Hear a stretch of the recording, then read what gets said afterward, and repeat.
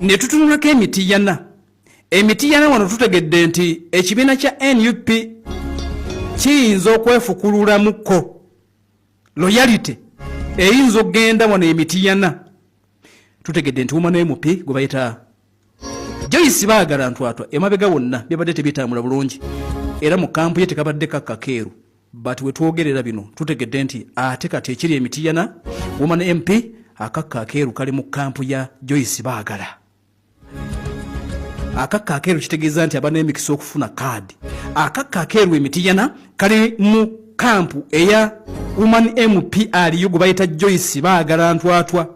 Ngenda kuwa ensonga tutegedde bino.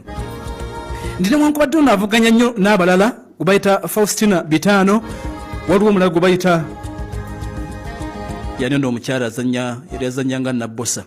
Kakati ndine wankubadde weebali era kibadde kisuubirwa nti ku bana ababiri omu ayinza okuba nti aweebwa kaadi. Naye nti mukyala Joyce Baagala ayina geemu gye yazannye ne bikyukamu.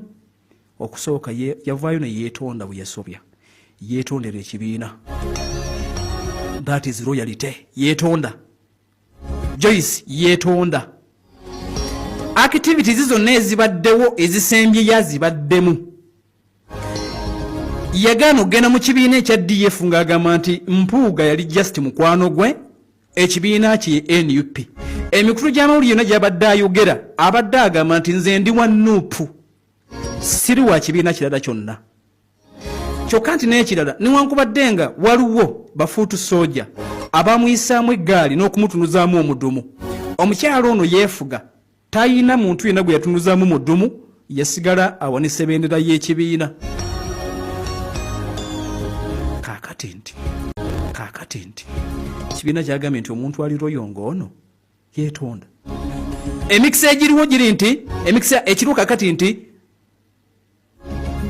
kakkakeeru.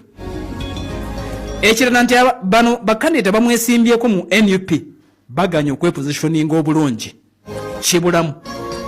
Kati as of today emiti yana kadi ya NUP akakkakeeru kali wa mukyala Joyce Baagala. Ensonga nzikubuulidde. Bosiro East nkuzizaayo.